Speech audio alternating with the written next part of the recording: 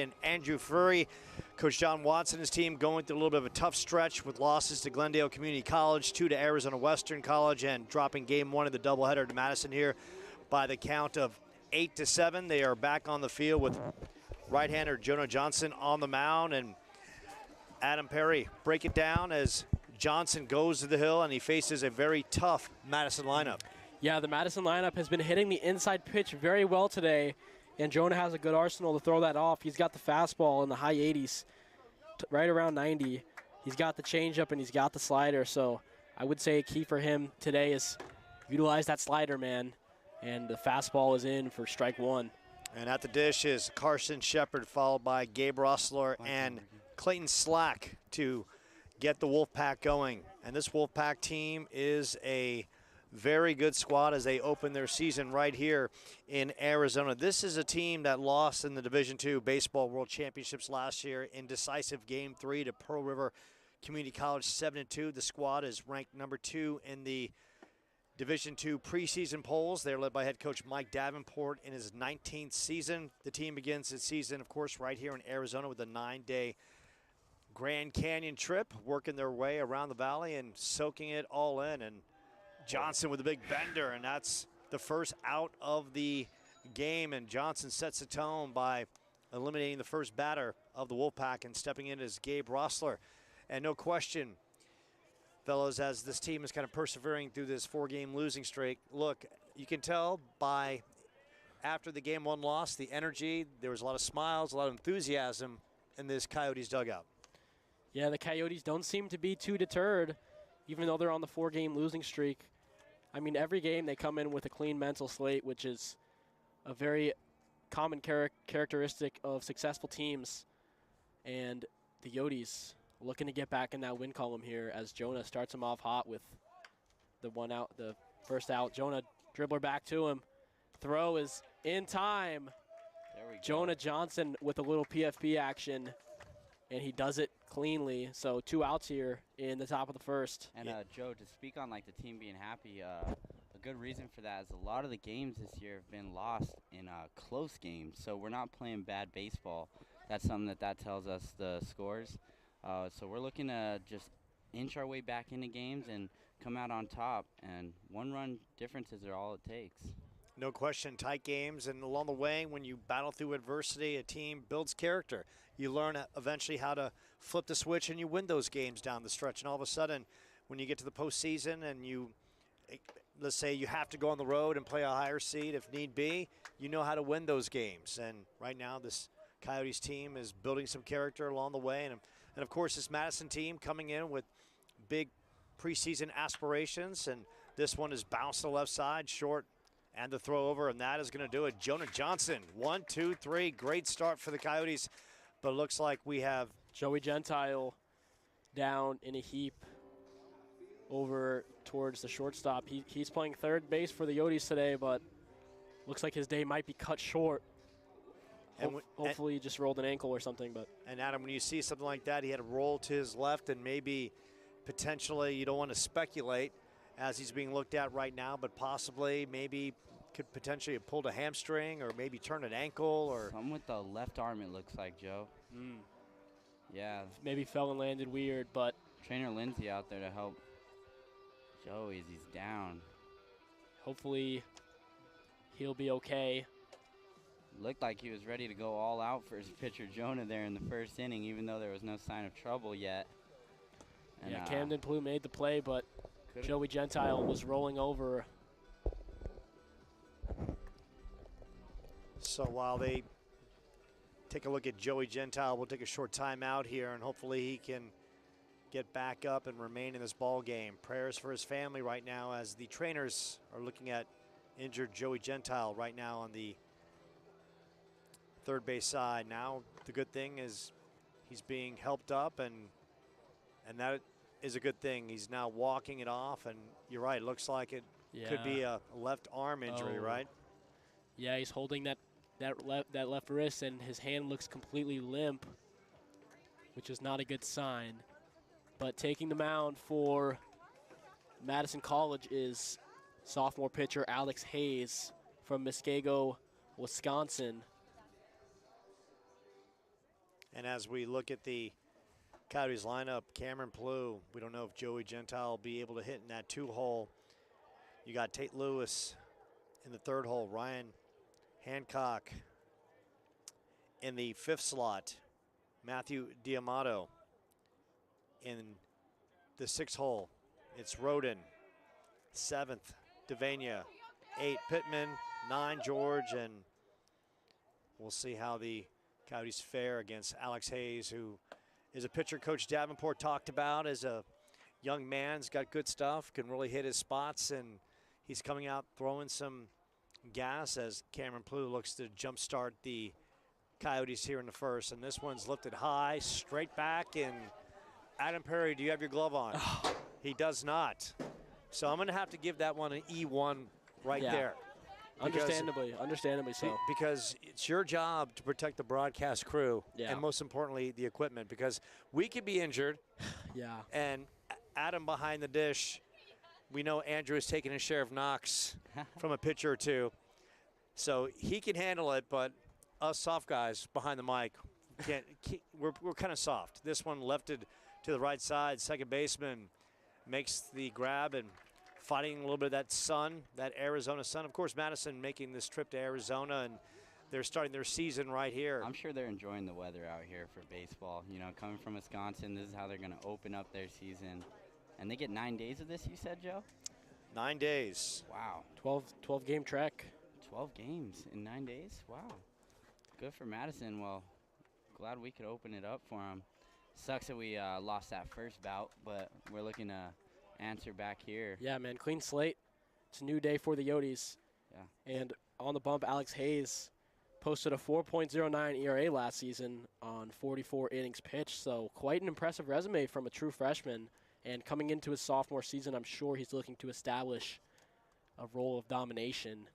It looks like John's going to fill in for Joey, who injured himself last inning. John Enright stepping in after Joey Gentile left with the injury, and Gentile looking to jumpstart and looked bunt, pulled back. Johnny Enright recorded his first collegiate hit last game. And that's a special moment right there for any player to get that done and make the most of that situation and make some memories out on the ball field. It's always a special one.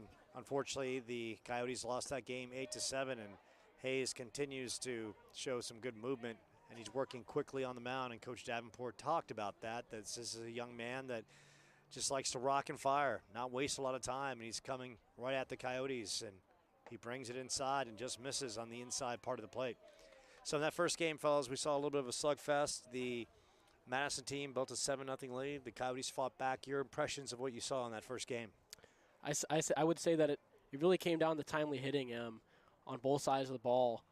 Some walks happened for the Coyotes, and Madison, the Wolfpack, capitalized when it mattered.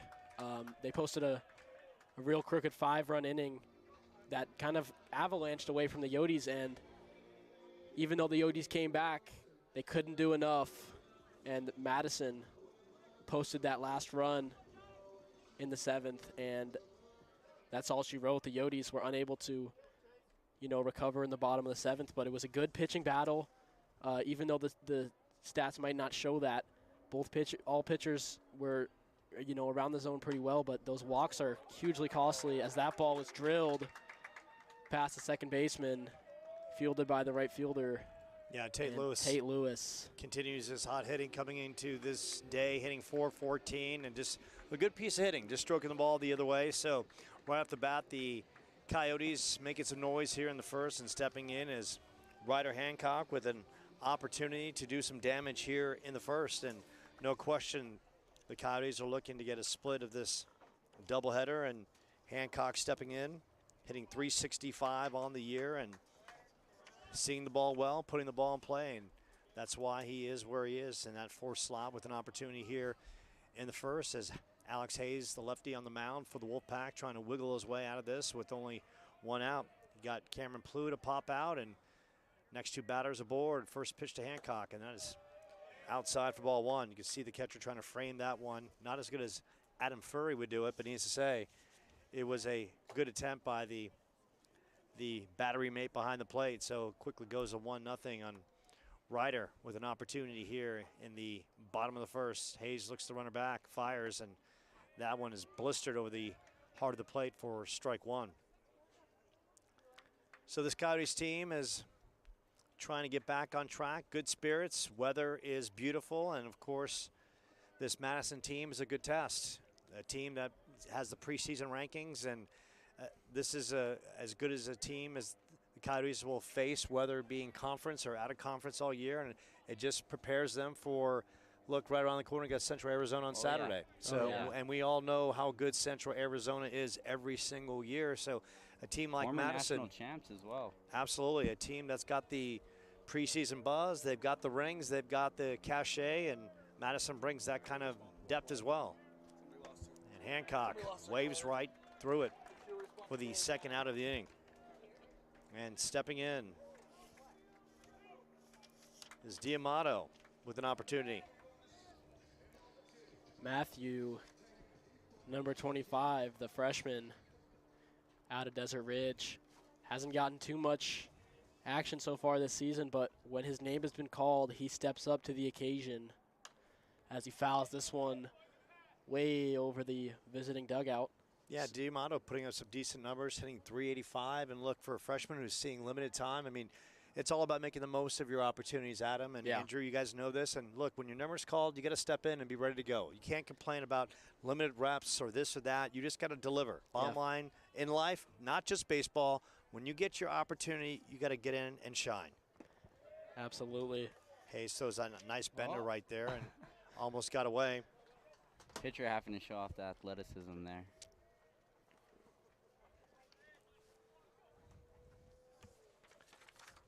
D'Amato had a chance last game coming in late, so that shows the trust that they have in him. Ooh. And how about Alex Hayes with the big bender, and D'Amato frozen as the Wolfpack go back to the dugout. And after one, no score right here from Chandler-Gilbert. You're watching the Coyotes and the Madison Wolfpack on the Chandler-Gilbert Sports Network. Andrew Furry, Adam Perry, Joe Pequeno, locked and loaded.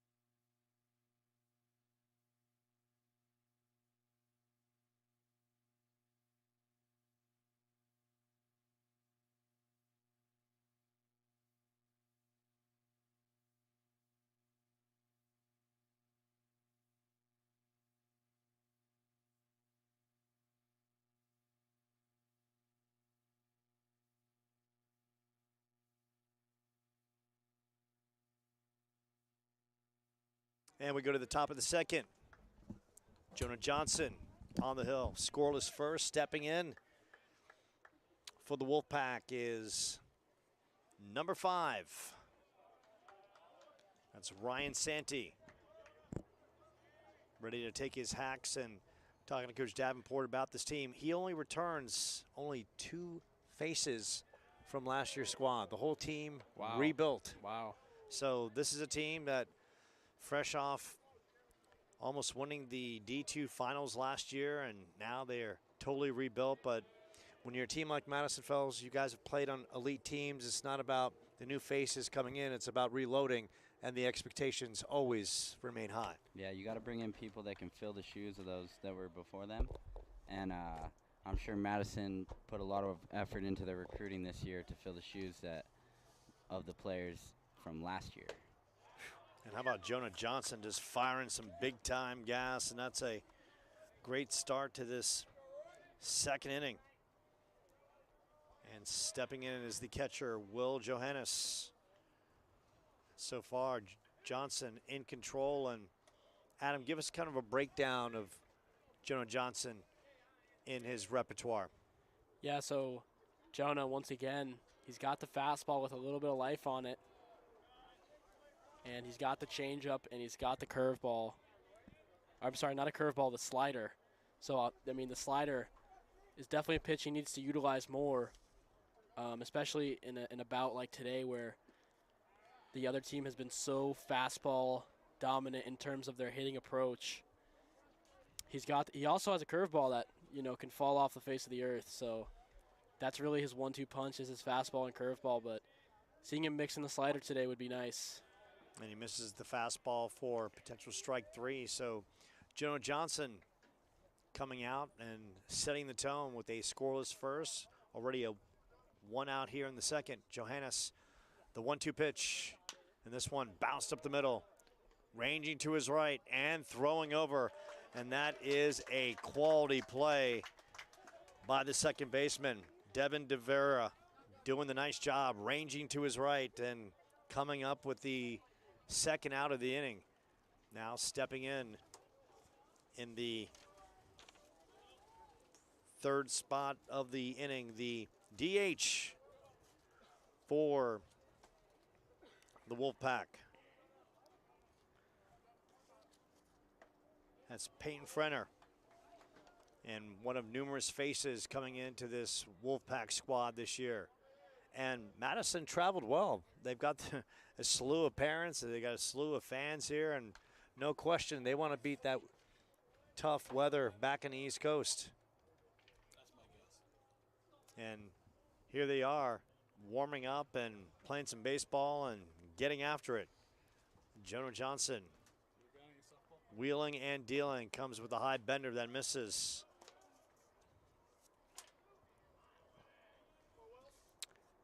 On deck is Trace Kirschberg. Johnson working quickly, giving his team an opportunity, and fires a bender that doesn't get the call, and Johnson wanted that and trying to shrug that one off as Tate Lewis behind the dish wanted it as well. Looked like it was framed well, looked like it bit the good portion of the plate. Now Johnson coming inside. This one fouled straight back. Jonah Johnson on the hill.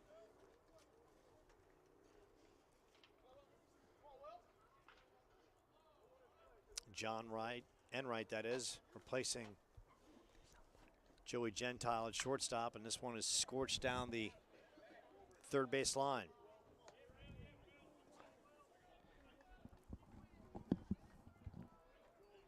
Appreciate you dialing us up on the Chandler-Gilbert Sports Network. Adam Perry, Andrew Furry, yours truly on the call. Always a pleasure, Joe. Likewise, fellas. I missed you guys. Yeah, it's been a while, man. Yeah. It's been a little while. Yeah, you guys don't write. You don't keep in touch. I don't know who you guys are anymore. We're just gonna have to start sending you memes like me and Perry do to each other. I thought we were close. I thought we were connected and soulmates. It needs to say, yeah. Joe, but you're back, and it felt like you never left, man. Yeah. Yeah, that's all that matters, man. Yeah, and this one fouled straight back as.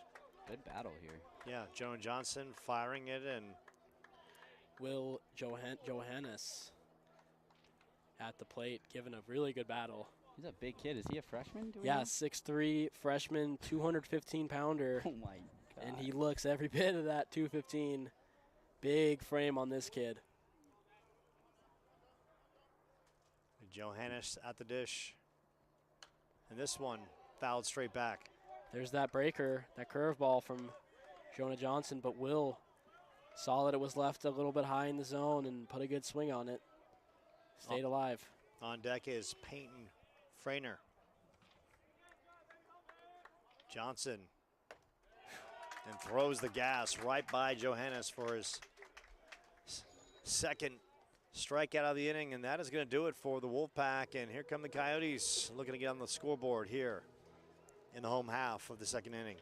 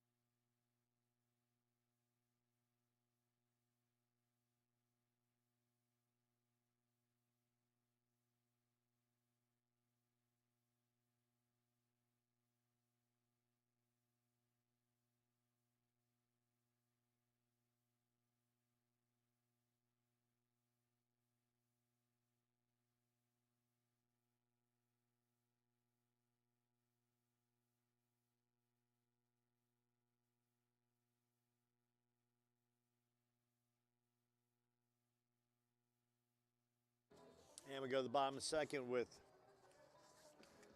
Keegan Roden checking in against the left-hander. Roden hitting well. Limited opportunities, but making the most of it, hitting 400 on the year. Ooh, Hayes wow. working fast, and that misses high for ball one. Yeah, Keegan, the sophomore, definitely established the bat this season as he fouls this one straight back. Last year, that was his biggest struggle, but the captain, El Capitan, has figured it out at the plate. No question. And he's been solid defensively all year.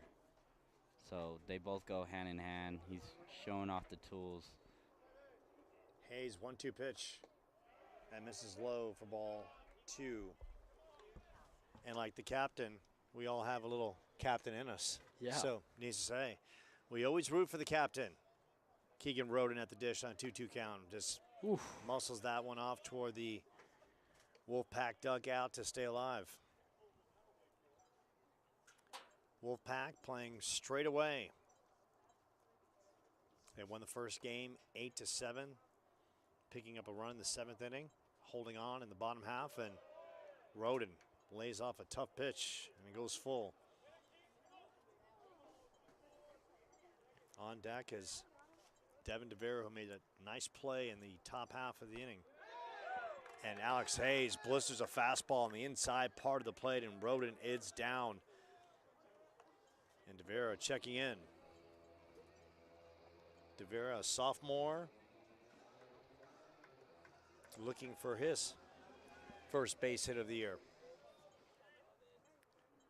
Gained the opportunity in the second half of this twin bill and swings and misses on the first pitch from the left-hander, Hayes. Working quickly, comes right back and blisters another fastball on the inside part of the plate. So Alex Hayes working quickly, the strikeout to Roden, 0-2 pitch, and that's just nub foul by DeVera to stay alive. Great 2-strike pitch and a great battle there from Devin. Hayes locked in on his catcher, working the outside part of the plate, maybe trying to get Devin and chase, and Devin showed the poise to lay off. 1-2. Paulo Hutchison helping with all the cameras because he's got about 1,000 of those at home. He even has a dog cam at home. Yeah. For Sam and So we've heard. Sam and Stephen Lenny. So that they walk around, they have their own cameras so you can see them. Paulo's got his own TV screens for those guys at home, and that misses low, and it goes to 3-2. They have their own reality TV show as well. Yeah, Dogs Are Us. On deck, Porter Pittman. Hayes, 3-2 pitch. DeVera skies this one to the right side, giving chase, first baseman, and runs out of real estate. So DeVera stays alive. Great night for baseball. Temperatures in the 60s, comfortable. Not like how we started the season when it was brutally cold, and we get about to the 6th or 7th inning with the sun down and in the 50s and miserable. Then it hits. The temp hits Dev. Taking a ball there on the inside part of the plate. Alex Hayes blistered the fastball in there. That'll bring us to a full count now, 3-2. Good eye by Devin DeVera. DeVera, 3-2 pitch, fouls it straight back. So Devin having a quality AB here, really working Hayes. Yeah, extending the pitch count, doing a good job of having a quality at bat here. 3-2 pitch is in the dirt. Good eye from Devin DeVera to lay off that breaker. Alex Hayes rolled the dice there, throwing the 3-2 breaker in the dirt, and wasn't his role as Dev the Demon, with his good eye, takes his base on ball. So 2 outs now. Porter Pittman makes his way up to bat with the runner on first. Porter Pittman hitting .238 on the year, and with an opportunity with One out, and DeVera at first base, and will John Watson move him as Hayes lets it be known that he's going to watch him closely, and the throw over.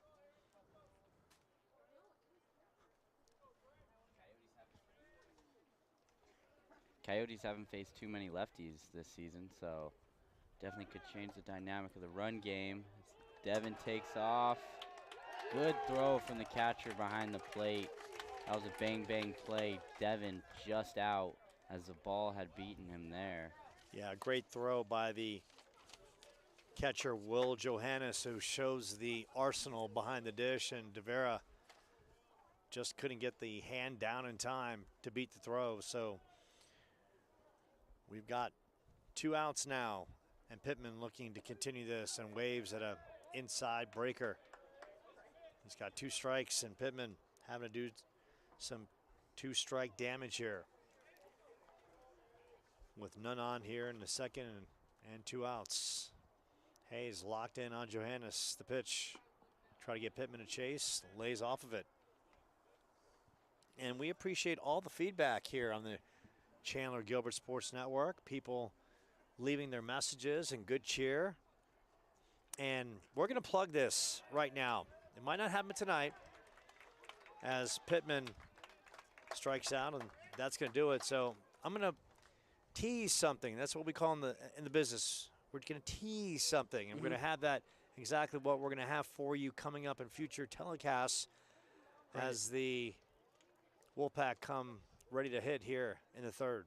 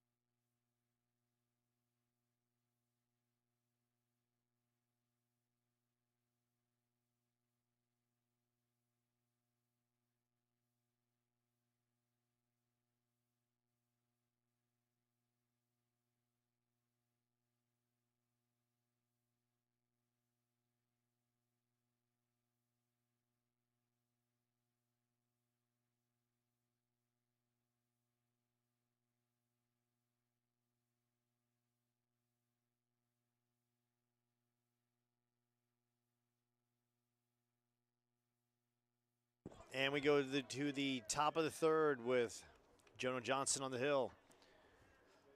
2 solid innings of work, and he comes high on the first batter for the Wolfpack. That is Peyton Frainer, followed by Trace Kirschberg and Jake Patesic. And Johnson throwing the gas, working quickly. Now this Wolfpack team rebuilt after their D2 finals run last year. And Johnson with a nice bender that just misses low.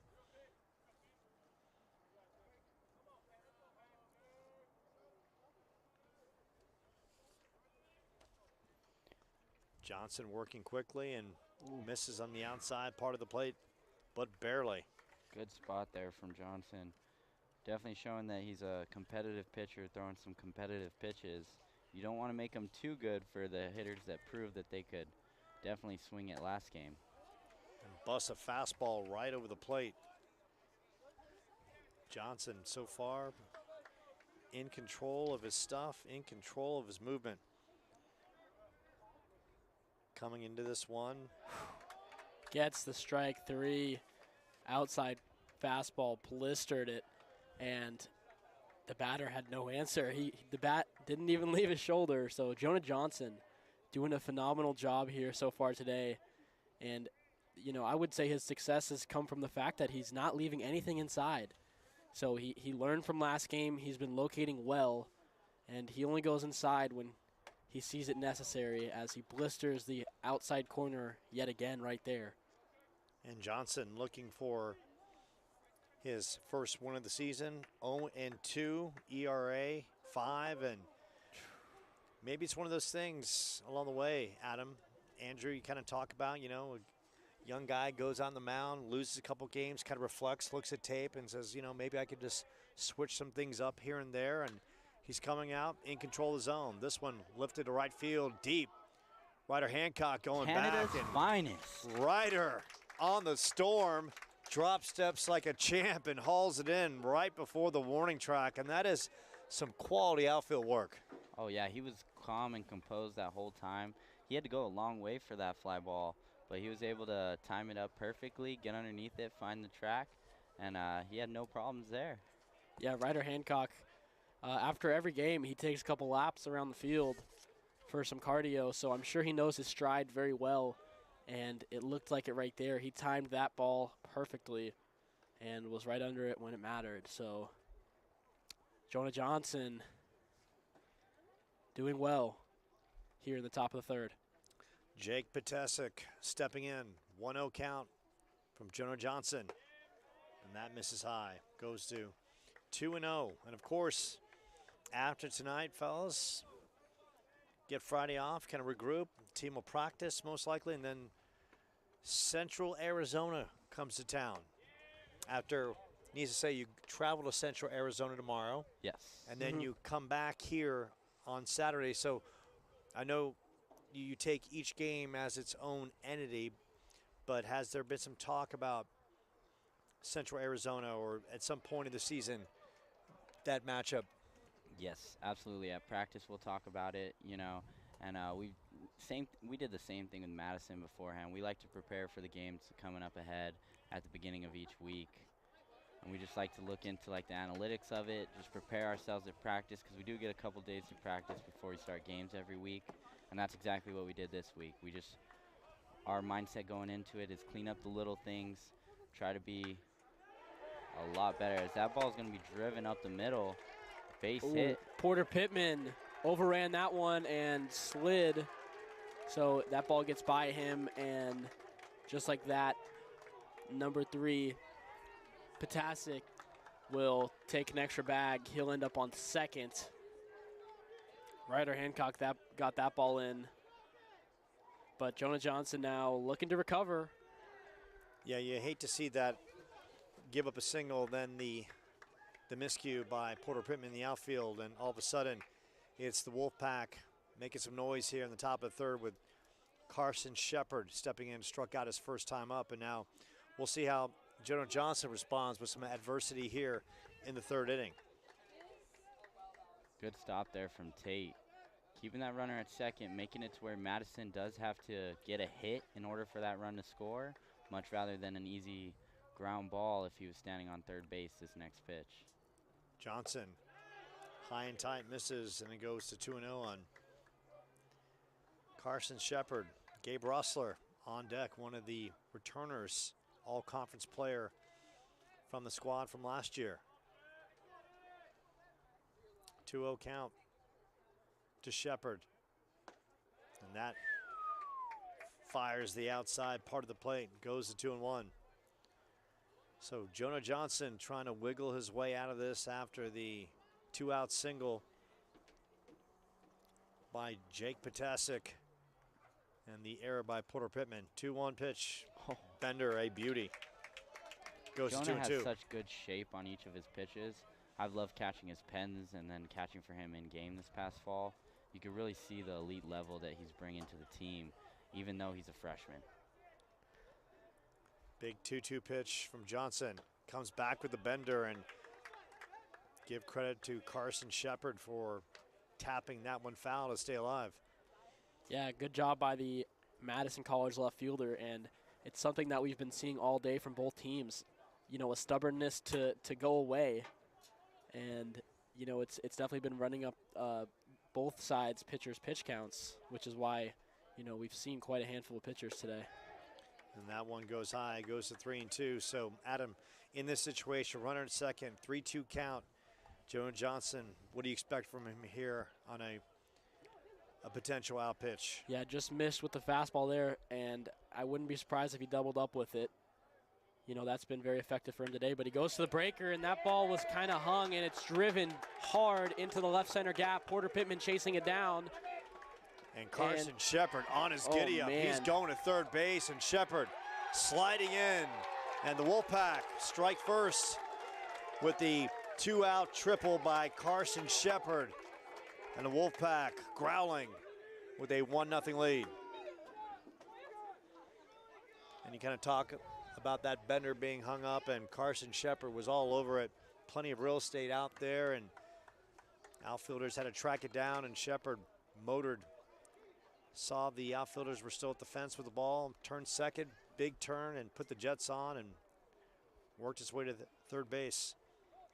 Yeah, 3-2. If you're going to throw a breaker, you kind of have to be almost perfect with it. You want it in the right around the lower part of the zone, but not low enough to where it'd be ball 4. And Jonah was unable to execute that one. He left it a little bit up, and he paid the price. And this one drills. Gabe Rossler, he'll walk down to first base, and now stepping in is Clayton Slack. And a tough inning for Jonah Johnson.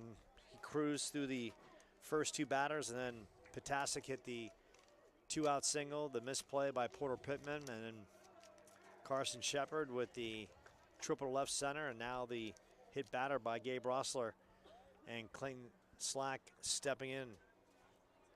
The shortstop looking to prolong the damage for the Coyotes here in the top of the third. Johnson comes back with a bender and misses for ball 1. So Clayton Slack, second baseman last game for Madison. Looks like they just shifted him over. And he was pretty clean last game, so looks like he earned that shortstop spot for the top of this twin bill. So Jonah Johnson misses high and inside, and this is where the composure has to step in and work his way out of this, knowing that, look, he still has good stuff. He's just got to lock it down a little bit upstairs. 2-0 count on Slack. This one lifted to right field, and Ryder Hancock under it, and that will do it for the Coyotes as they come to bat here in the bottom of the third. But the Wolfpack get on the board with the 2-out triple by Carson Shepard. 1-0 Wolfpack as the Coyotes coming to hit.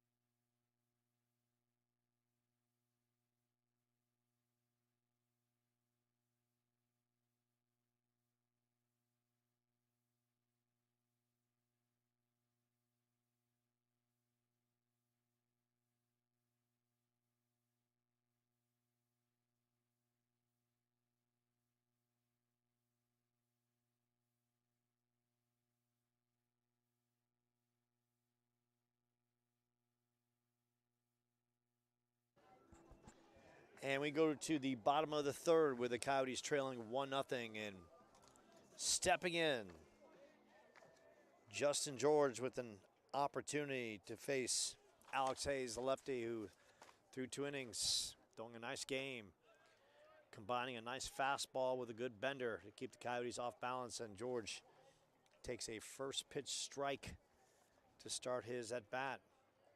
Hayes working quickly, and George fouls that one off, and he quickly goes to 0-2.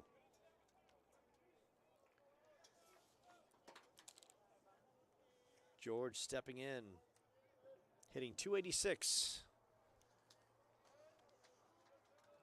Alex Hayes setting up. Try to get George to chase and does not, lays off.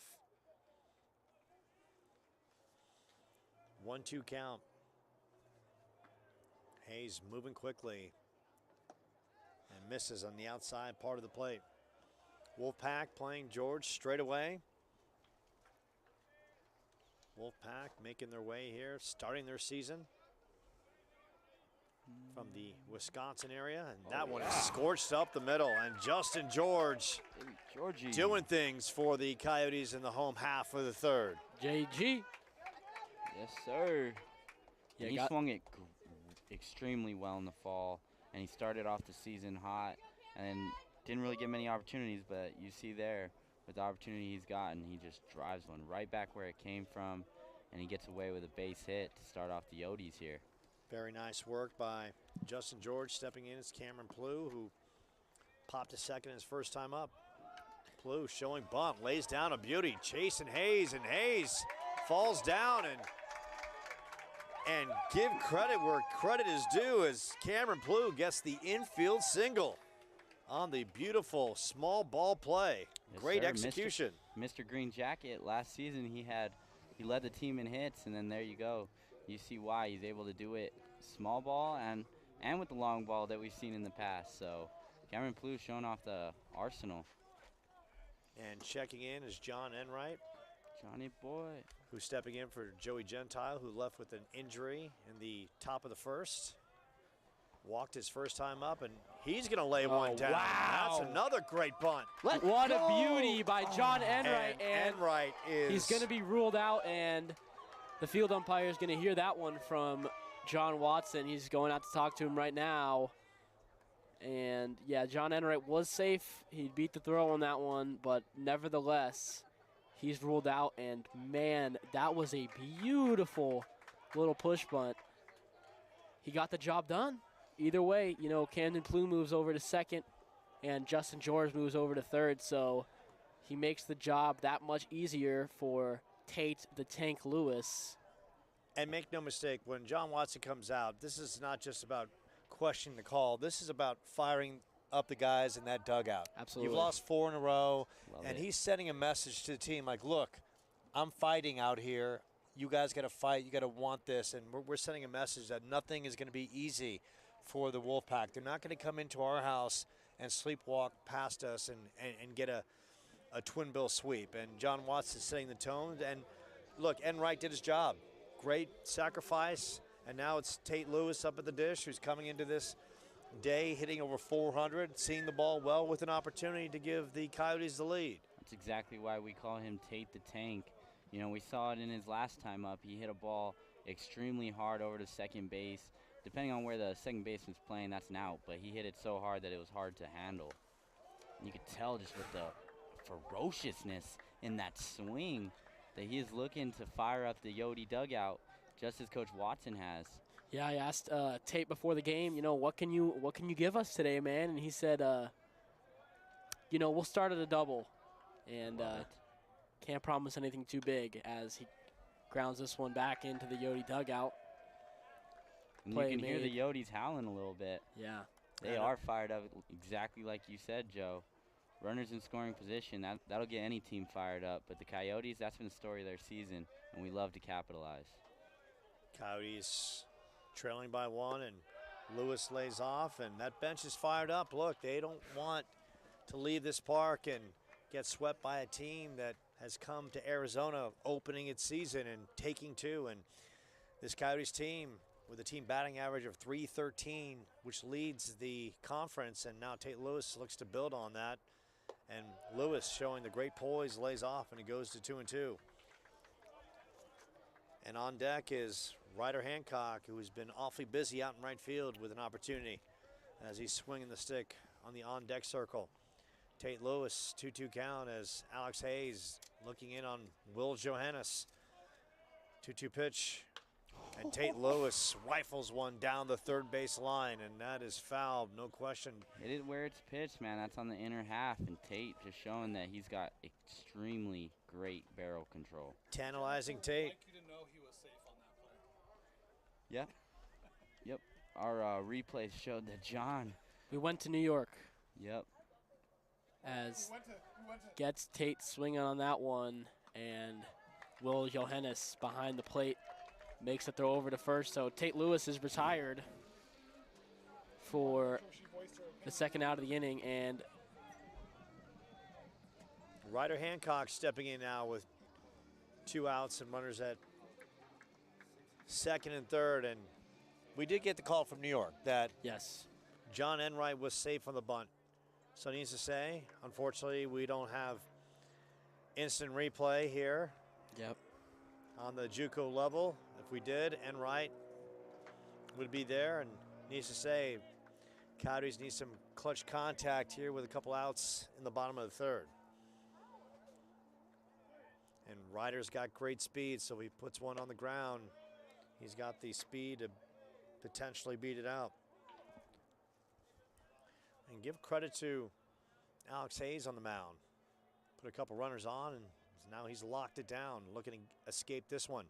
Hancock, Bender, and this one's lifted to the right side, and the second baseman is going back, and he secures it, and that's going to do it for the Coyotes. They make some noise, but nothing aboard. We go to the fourth with the Wolfpack leading the Coyotes 1-0.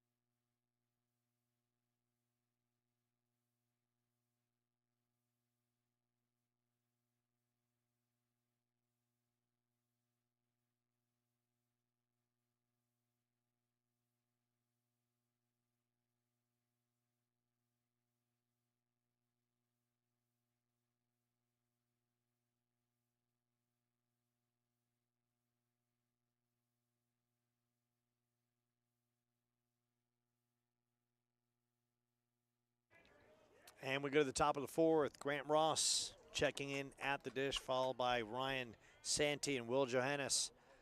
Jonah Johnson still on the hill for the Coyotes. Gave up a run in the third, and that is where we are. Coyotes looking to snap a 4-game skid after dropping the first game 8-7 in a shootout. Give the team a lot of credit. They fell behind 7-0 early, but Andrew, they fought their way back to make it interesting. That's what we do. We don't go down easy, for sure. And I'm going to say it again, man. All of our losses this year almost have been by 1 run. So we are in every game till the end. Just a couple slipped away. Battling strong. Johnson, that misses low. Ross, first time up, popped to second. As Jonah Johnson on the hill to start the fourth. Looking for his first one of the year. Pitch, and that hits the outside part of the plate. 2 strikes on Ross, the second baseman. Coyotes slightly shaded to right center and center field by Porter Pittman on Ross. Pitch, Bender, and Ross just gets a nub of it to stay alive.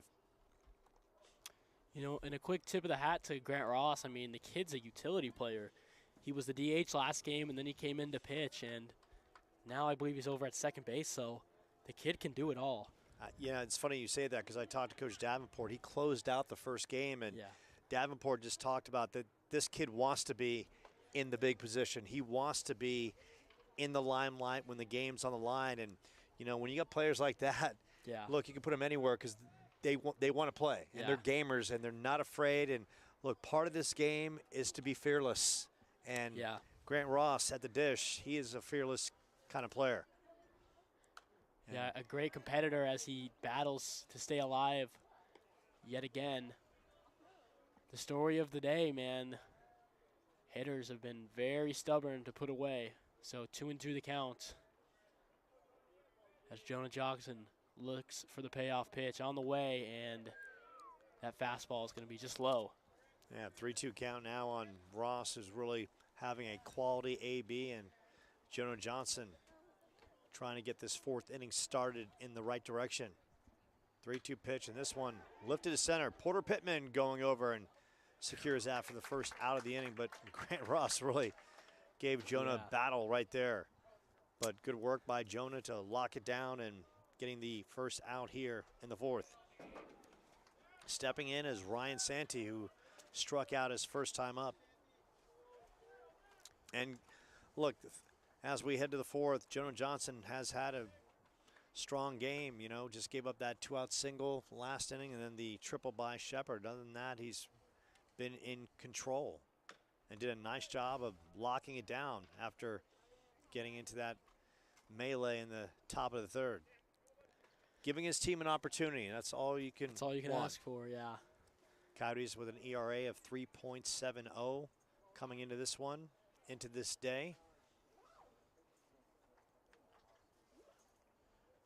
Which, if any time you have an ERA in the threes, you're always giving your team a shot. And Johnson with a nice bender right there. Beautiful pitch. What a pitch. There's that curveball of his very pure 12-6 movement. Hitters normally struggle to pick it up, but when he leaves it high, it gives them a chance. And this one knocked down the left field line, and that is foul. Yeah, Santee just watched that ball sail foul down the left field line. On deck is Johannes, the catcher. Struck out his first time up. Johnson looking for that first win of the year, and also to stop the Coyotes' 4-game losing streak. This one bounced to the right side. Glove perfectly, and the great throw over. Quality work by Devin DeVera over there. And DeVera making the most of his opportunity, showing the glove and showing the range and getting the put out. Stepping in, Will Johannes. Quick little update on Joey Gentile. So when he went down, he went to brace with his left arm, and supposedly he felt a pop in the front of his shoulder, and he's having trouble lifting it past 90 degrees.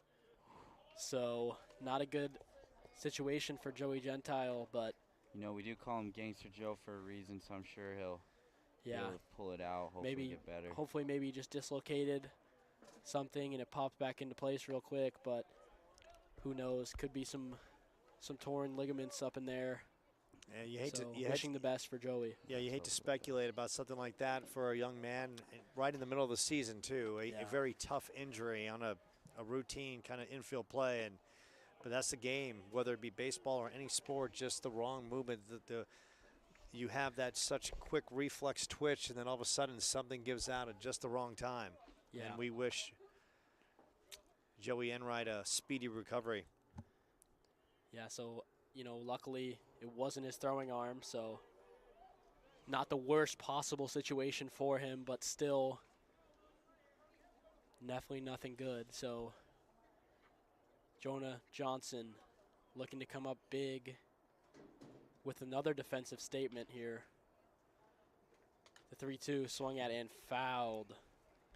Yeah, Johannes just waved at it, trying to stay alive, and Jonah Johnson showing his moxie on the mound.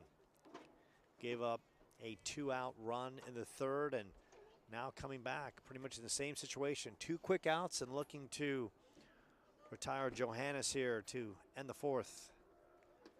And throws the bender. That's a beauty, and Jonah Johnson locks it down.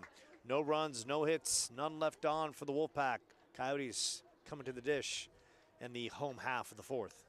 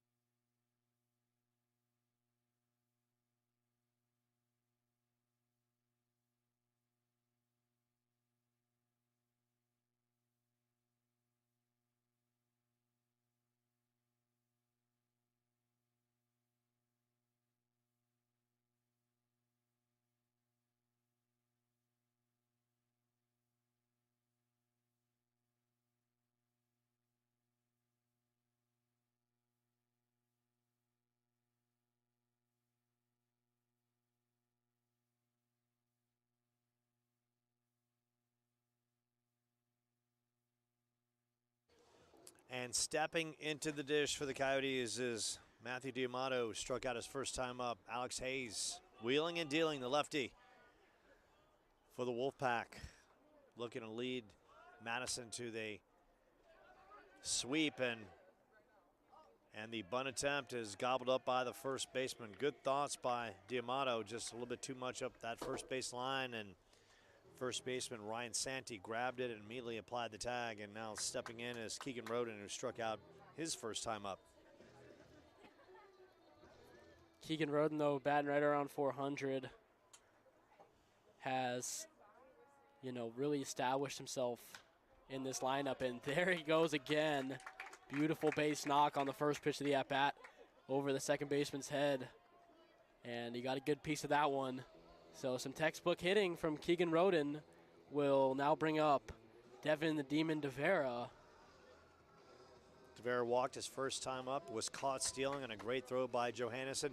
And fellas, in a case like Keegan Roden, who struggled at the dish last year, maybe it just takes a little time to kind of feel, watch some tape, learn, adapt, and Roden into his sophomore year really doing a nice job. Once again, the run is on, and Johannes just throws a dart again. And what have we learned about Will Johannes? He has a cannon. Yeah. Johannes is Joe Mighty behind the dish. Yeah. Joe, just to top it off, those are two tough pitches that he has thrown on. And I know as a catcher, those ranging to your right and throwing, you have way less power, but it looks like he's losing nothing on the throw. Yeah, with that big frame, 6'3", 215, he doesn't have to worry about 6'3", yeah, he doesn't really have to worry about losing power because, my goodness, it's imbued in his flesh. Yeah, no question. Look, if there's going to be programs across the nation, whether it be NAIA, Division II, Division I, if they're looking for a guy who can just lock it down behind home plate with a cannon, this is the guy. This is their guy. You want to get. Oh, yeah. Because Will Johannes is putting on a clinic behind the dish with two beautiful throws, textbook darts. And some textbook defensive work from him right there as well. Squared that one off and made the play over at first base. And DeVera goes down on the put out, and needs to say we go to the fifth, and right now the Coyotes have no answers for Alex Hayes on the dish.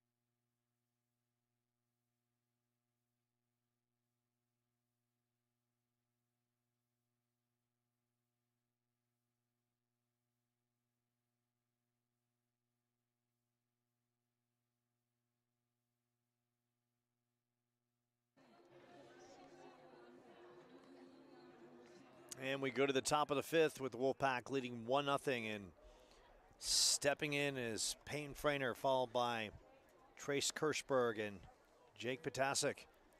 Jonah Johnson still on the hill for the Coyotes in the top of the fifth here, and he has been very effective tonight.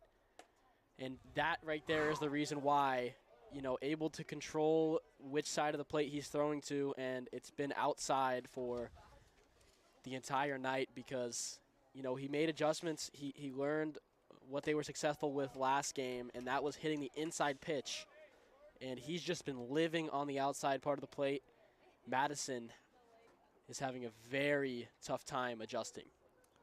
So quickly, Johnson, 2 strikes on Frainer, 0-2 pitch, and that one's blown right by him. And Jonah Johnson showing no setback from giving up a run in the top of the third, just coming on strong and showing his resiliency as he attacks this Wolfpack's lineup here in the 5th. And Andrew, you've been on the receiving end of situations like this, and how great is it to see Jonah Johnson show his moxie here as he continues in this start? It's fantastic because Jonah hasn't been able. Oh, there's a pop-up there. I'll finish here in a sec. That one is skied. Let's communicate. There we go. The right fielder, Ryder Hancock, came down with that one. And that'll be the second out of the inning very quickly for Jonah Johnson. Yeah, so with Jonah, man, he's a very confident pitcher. He gets up there, he knows what he wants to do, and he wants to be dominant. So I'm excited to see him in a starting role now, being that he's come into relief situations so far this year, and he's had to battle through some tough games. So it's nice to get to see him just come out and really throw his game. This is his moment at home against Madison, a really good team. And Jonah's just really looking to lock it down. You could see where he tries to start hitters off and get ahead early, and he really tries to make them look foolish with that breaking ball. And Potasic at the dish came up in the 3rd with a 2-out single and eventually scored, and a Carson Shepard triple to left center. So no question, Jonah working delicately right here to Potasic. The pitch, and that misses low in the dirt. So Johnson's had a nice start, giving his team an opportunity. ERA over 5, 0-2 on the season. Coyotes looking to snap a 4-game skid. And this Madison team opening their season right here in Arizona, fresh off making the D2 finals last year. And that one is high. And Potasic takes ball 3. And on deck is Carson Shepard, who hit that triple and accounted for the only run in this one. Once again, it's Potasic doing the damage, and Potasic, Jonah Johnson has had the Wolfpack's number, but he has not fooled Jake Potasic, as Potasic is now 2 for 2. And now here comes Carson Shepard. So, Adam, give me kind of the breakdown. Potasic, kind of a thorn in Johnson's side, and now you got Shepard coming up, who tripled the last time up. How do you attack? How do you approach him if you're Johnson?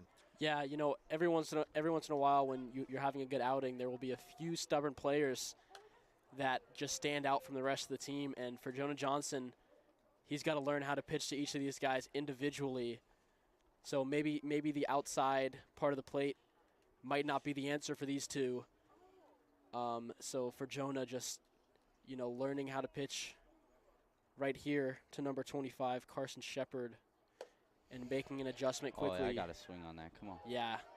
Let's go. Gets the called strike on the swing, and Jonah Johnson is looking pretty good here. So last time when Shepard was up, Johnson hung the breaker.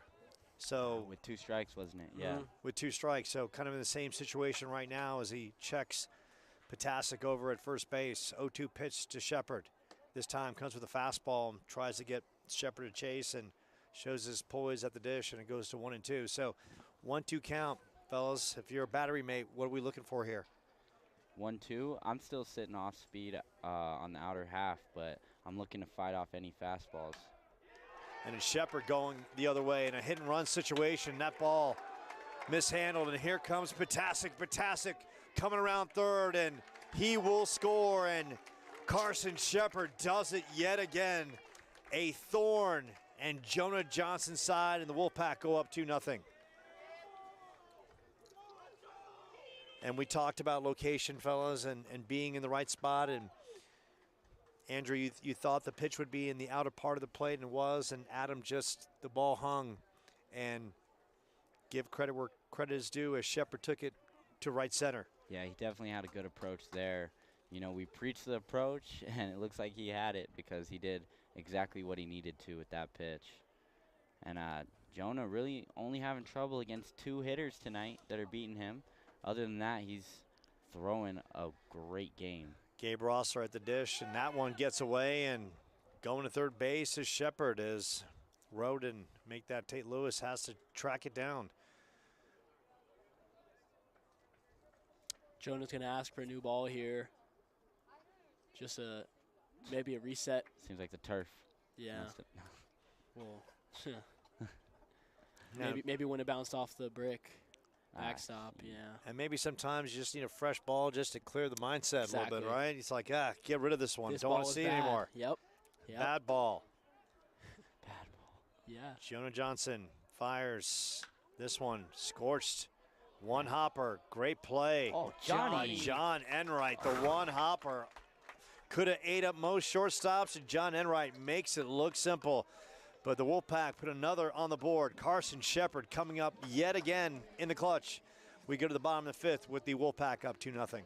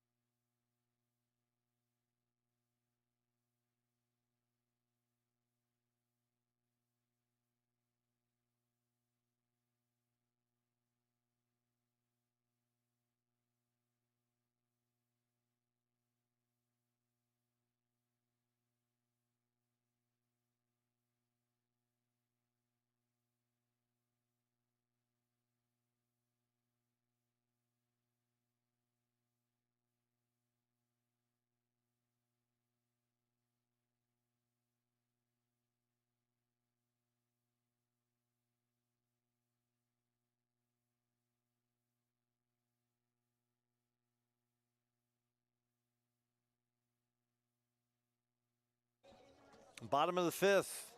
The Coyotes look to crack the lefty that is Alex Hayes. 4 scoreless so far as Porter Pittman steps in, and Pittman struck out his first time up. And Hayes locking in on the first pitch and blows it right by Pittman for strike 1. And Adam, you've seen Hayes through 4. What have you seen?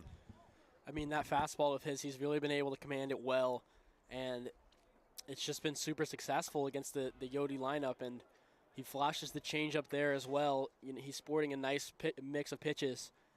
He can sprinkle in the curveball when he needs it, but fastball changeup has been working extremely well for him tonight. So Alex Hayes quickly 0-2 on Porter Pittman. And this one blown right by him, brought the high heat, and Pittman swings right through it. And a good start for Alex Hayes and Wolfpack here in the home half of the 5th. And stepping in is Justin George, who singled his first time up. So give credit where credit is due. Alex Hayes making his Wolfpack entrance here in Arizona and really bringing his A game. As that one misses high and outside for ball 1.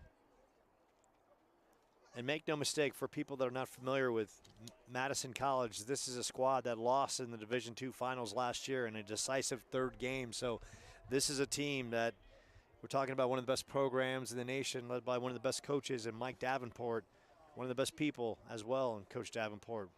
Good conversation with him beforehand. Hayes throws on the outside part of the plate, goes to 2-1. So for the Coyotes, this is just like facing an intense conference rival here with bragging rights and a lot to play for. And how about Justin George swatting one to left field? A 1-out single. Already. Love that from JG. 2 for 2 on the day, and Cameron Plew stepping in. Justin George seeing the ball well tonight. Really, really happy for that kid. He busts his butt. Oh, yeah, he does. And Just Joe, waited for this opportunity. Joe, you mentioned like a rival. I would call them our cross-country rivals for sure. You know, they come down, play us every year. That's exciting. Oh, Camden Plew skies this one to deep right field, tracking back the right fielder. Drops it. Looked like he tracked it all the way in, but at the last second hesitated. And just like that, Camden Plew reaches first base. And call it maybe the Arizona thin air, maybe the cool, comfortable night here in Arizona that Trace Kirschberg could not make the grab. But needs to say, the Coyotes will take it on the E9, and stepping in is John Enright, who, as we look back on the videotape, from New York City. John Enright beat the bunt out last time up and was called out by the field umpire. Needs to say, Enright back of the dish now, swings at the first pitch and misses it from Alex Hayes for an 0-1 count. Couple runners on here, and the Coyotes with an opportunity with 1 out and 2 on here in the 5th. Yeah, Johnny might be riding a little bit of momentum to bring us into the bottom of the 5th. He made a nice play on a very hard hit one-hopper at him. So, you know, his morale is probably pretty high right now, and he's looking to step in and deal damage for the Coyotes. Yeah, Enright with a slick play on the one-hopper. Could have ate up most players. Enright made it look easy. Throw over for the out, and Enright with an opportunity at the dish with a couple on. And look, even in a game like this, fellas, 1-0, a defensive play can fire you up in that dugout to get things going. And Enright provided that in the top of the 5th. Yeah, absolutely. You know, when you're posting a 0 on offense, baseball is a very momentum and energy-driven game, so anything that you can add into your dugout is beneficial. That's an extremely good point there. And then we see Enright, the momentum shift to the Madison dugout there. Enright goes down looking, and stepping in is tantalizing Tate Lewis with an opportunity. And Tate having a good year. Entering today was hitting over 400, seeing the ball well, and if the Coyotes could ever use a base knock in a clutch situation, this would be it. The Wolfpack giving him the entire right side. Could roll a truck right through it. First pitch from Hayes. Bender on the outside part of the plate. And Alex Hayes, you know, continuing to mix up his pitches, throwing the curve in different counts as well as the fastball. And the big thing, when you have the control, you can make that work, and the lefty has it working. Lewis, 0-1 count, couple runners on. Pitch from Hayes, and this one, fastball. Yeah, Joe, you mentioned that there's a couple runners on, and Alex Hayes has found himself in this position more than once tonight, but every time it seems like he's able to work his way out. He keeps his composure up there. Look how calm and collected he looks, breathing through the stomach, relaxed shoulders, and just whipping the ball tonight. Yeah, and you also see Madison's coaching staff has a lot of faith in their starting pitchers. Last game, we didn't see the bullpen start getting warmed up till the very last moment, it seemed like. And then this game, we haven't seen any life in the bullpen because he looks dominant, and I'm sure they're going to ride him out for as long as they can. We're already in the 5th, and this is only a 7-inning bout. Well, the thing about head coach Mike Davenport, he's like, you know what, I'll throw my guys out there. And, you know, we're going to lose some games, but they're going to get some work. They're going to get some experience. And here they are. They got Hayes up there and working through a tumultuous 5th inning, and we'll see if he can get through it. And so far, he's doing his damage on the mound, and right now he's got Tate Lewis in a hole, and so Davenport staying with the lefty. And now we see a potential pitcher maybe getting loose in that Wolfpack dugout and that right field line, maybe just getting stretching. But Alex Hayes is looking to get out of this jam here in the 5th. The pitch to Lewis is in the dirt, and Tate, good job at the dish, laying off. And right now, Andrew, you've been in this situation before as a hitter. You got to be patient. The zone has got to be in your favor if you're going to be swinging away. Oh, yeah, and especially if you're seeing the ball as well as Tate has as of lately, just be patient, get your pitch, and put that good swing on it that you've been doing. Hit it where it's pitched. That's what I was always told. Alex Hayes, and Tate Lewis bounces one to the right side. It's a foot race over there, and Hayes gets the put out. And that is going to do it for the Coyotes in the 5th. Alex Hayes throwing a gem. We head to the 6th with the Coyotes trailing 2-0.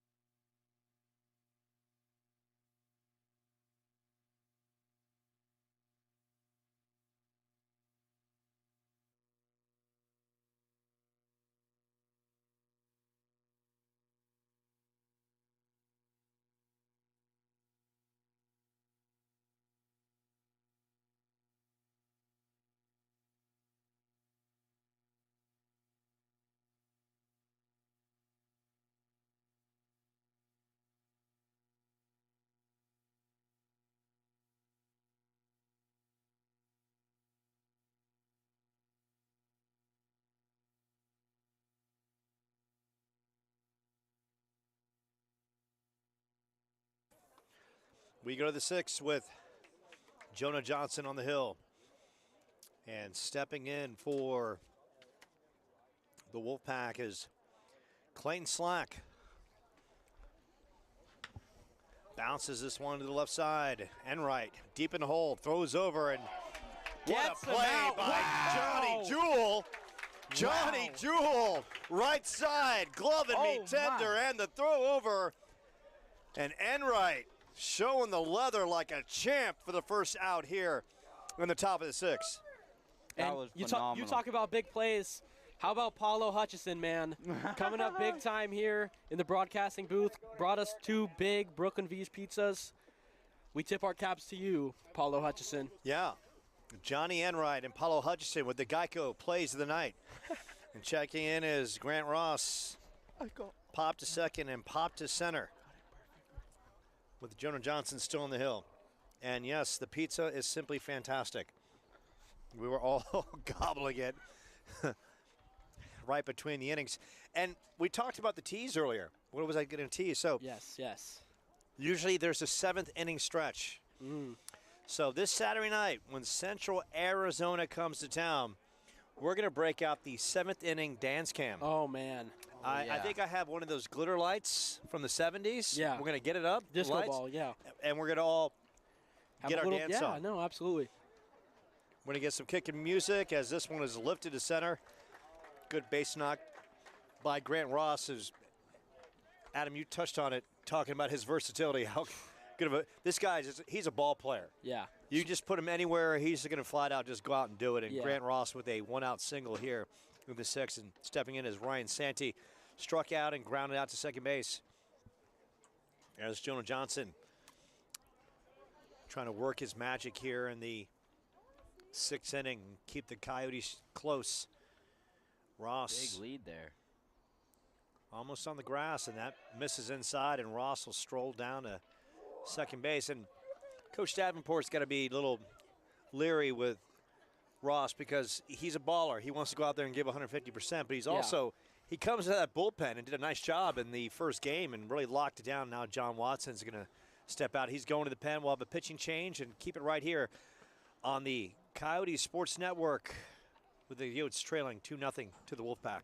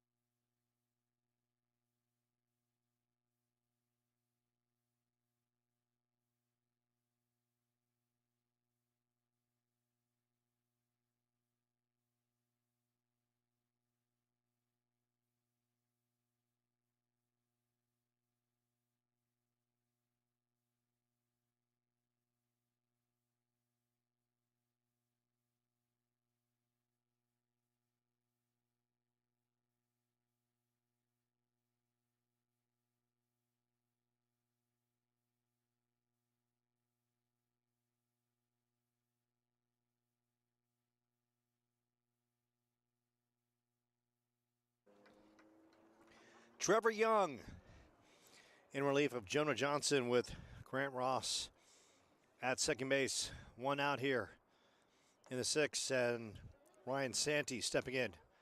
Struck out, grounded out to second base. Lefty on lefty. And Adam, give us the lowdown on number 27. Yeah, so, I mean, Tricky Trev, man, he absolutely earned that nickname. You know, Trevor, he throws a phenomenal mix of pitches. It's only 3, but he's able to manipulate the fastball. So he has a fastball, slider, and a changeup, but it feels like 4 if you're up to bat because sometimes this fastball will cut, sometimes it'll dart to the other side with some two-seam action, and there's some two-seam action right there. That one stays in for a strike. And Trev, I mean, his fastball is normally, you know, mid to upper 8s, but in a situation like this, it's no surprise if it's up a few ticks. So Tricky Trev coming in, looking to work tonight.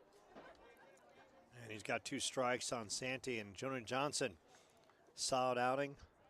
5 1/3, only 2 runs allowed. And basically, look, that damage was done in the lower half of the order by Jake Potasic and Carson Shepard. Shepard, both RBIs in this one. Yeah, they've seemingly been a 1-2 punch for Madison. And they had Jonah's number a little bit. Jonah pitched a phenomenal game. But it's time for Tricky Trev. And sometimes, Andrew, you've been behind the dish. No matter how good your pitcher is, there's always that one batter in the lineup or 2 that can really do the damage. Yeah, you know, sometimes you're not getting beat by the whole team. You're getting beat by 1 or 2 guys. You Oh, know? man. Dude. Tricky Trevor draws an ugly swing there from number 6, Ryan Santee. So gets the punchy there. Shows you. And that'll Trevor. bring up the catcher, Will Johannes. So Trevor Young with an opportunity to limit the damage here after Jonah Johnson went 5 1/3, and Grant Ross at second base, and Johannes with a couple strikeouts on the night. And throws a fastball right by Johannes for strike 1.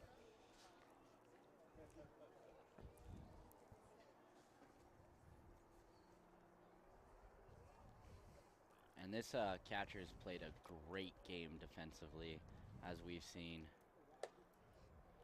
He's cut down the run game for the Coyotes for sure. Definitely been a key factor as to why this game has been close. Yeah. The Coyotes love to utilize that run game, and anytime a team can completely shut it down like Will Johannes has been doing, the Coyotes have to work that much harder to get runners in a scoring position. Young coming in with the ERA at 3. Gets Santee on a bad swing for the second out. Now Johannes, who hasn't cracked the box score just yet. The pitch, a little bit off. Took something off and had Johannes out in front. The trickster Trev, man. That's what Tricky he does. Trev, Tricky Trev. The trickster on the mound looking to end the frame. Johannes looking to avoid his 3rd strikeout of the night, and that one misses way outside, out of the zip code. And Johannes stays alive with a 3-2 count, courtesy of the home plate umpire. And the thing I love most about Trev is his composure, man. He's so calm right now, 3-2. Looking the runner back twice, leg lift deal, and Johannes living up to tonight's prophecy of stubborn hitters. Fouls that one off and stays alive. On deck is Peyton Frainer. Of course, Trevor would love to get out of this inning and give the Coyotes another crack at Alex Hayes. And 3-2 pitch. And this one's skied. This one's out of play, and no one makes the play. The Madison fans, they don't bring their leather from the East Coast, and ball falls in, and it's amazing when the baseball is in foul territory. People scatter like bugs when all they got to do is put a hand out and make a catch, right? Yeah. Tip the cap, try to catch it. I mean, baseball hurts, man, if it hits you. So That's true. That's true. If you're not trained yeah, in the ways of catching a baseball. and the backspin, of course, as well. Yeah. And that curveball locks up Johannes, and a great outing by Trevor Young out of the bullpen. We go to the home half of the sixth with the Coyotes trailing 2-0.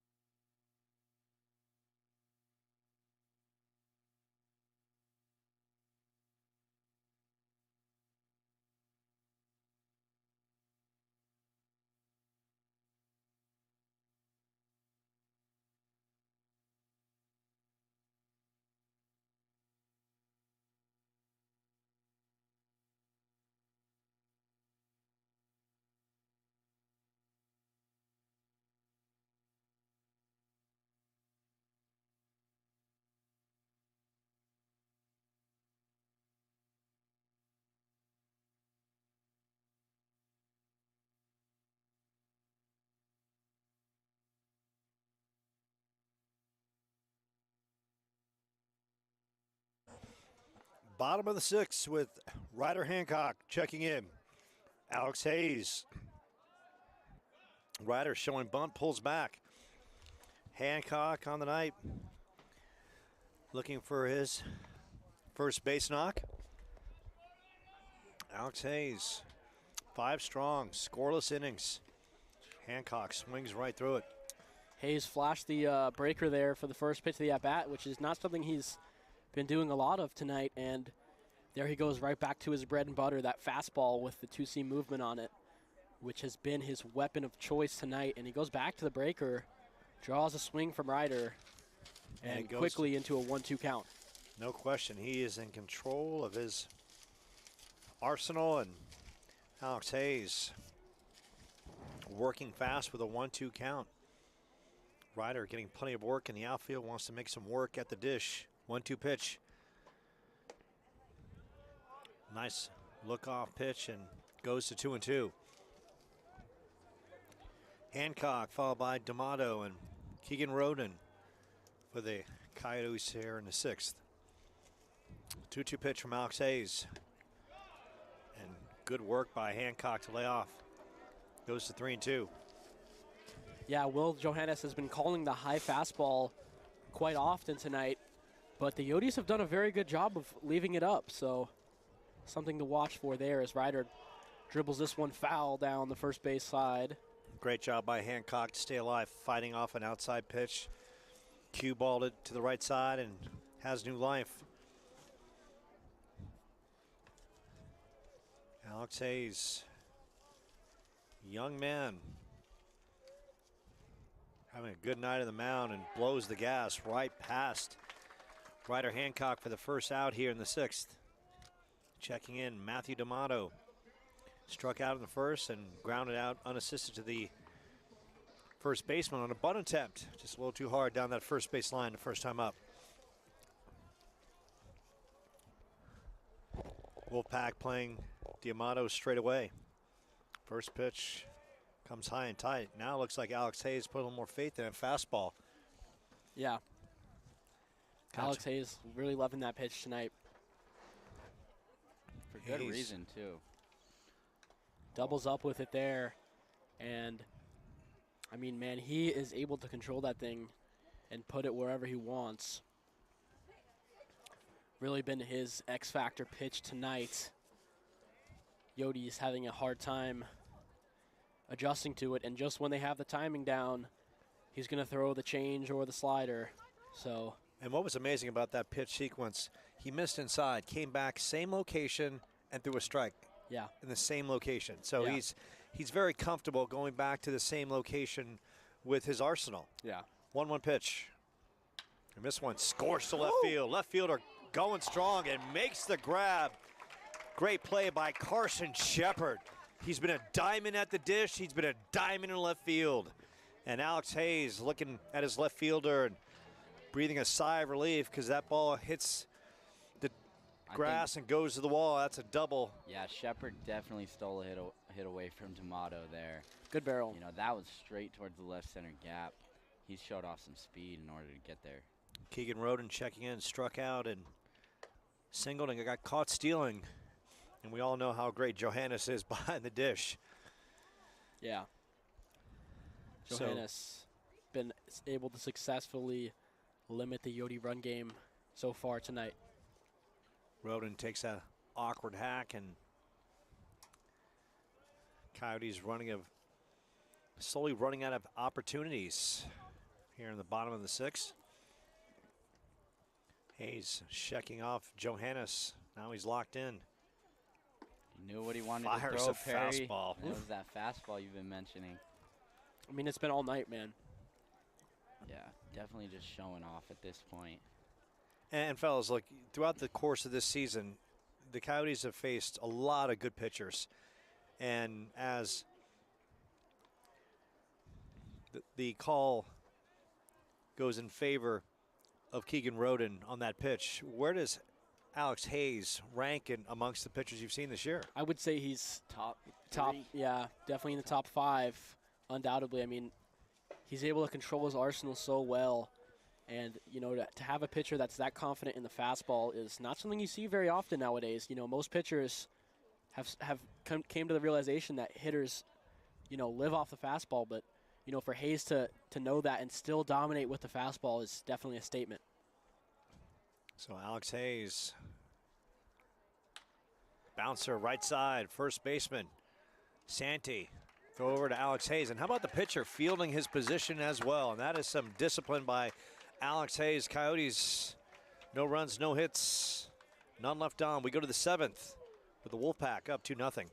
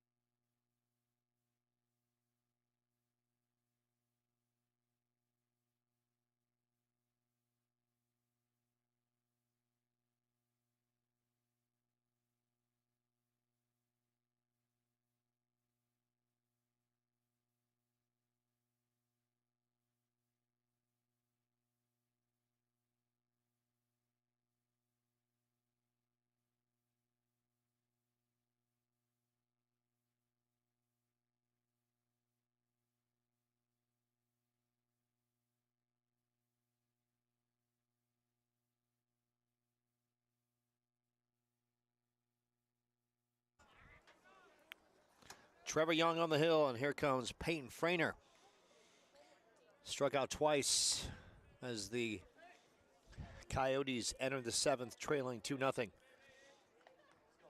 And the story of this one has been Alex Hayes for the Wolfpack, shutting out the home team through 6. Now Frainer takes high for ball 1.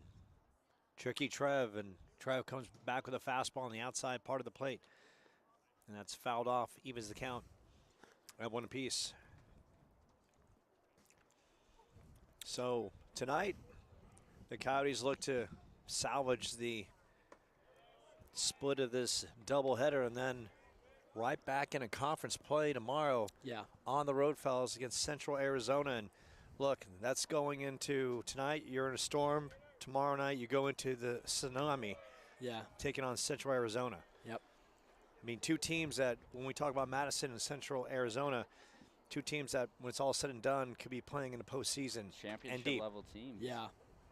Yeah, and that's not by mistake, as that ball is driven hard to center field, and looks like Porter Pittman overran it and was unable to track it back in. Something about the air here at night really pushes balls straight down, so that was a bit odd looking for sure. Maybe Porter didn't read it right, but nevertheless, that'll leave a runner on third for Tricky Trev here out of the leadoff spot. And that's just, you know, for the home team, you're not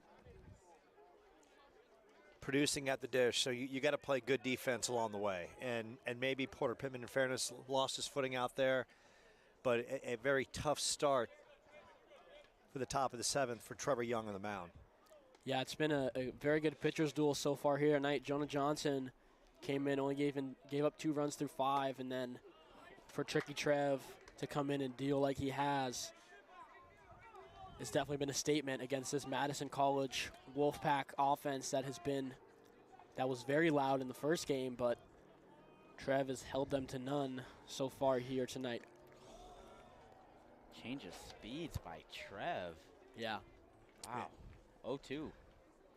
Trace Kirschberg at the dish, popped out a couple times, and Trevor Young now looking to limit the damage with the infield in, and gets Kirschberg on 3 pitches, and that's a big out. Yeah. And now we talked about this lower half of the order, and look, this is a rebuilt Madison team.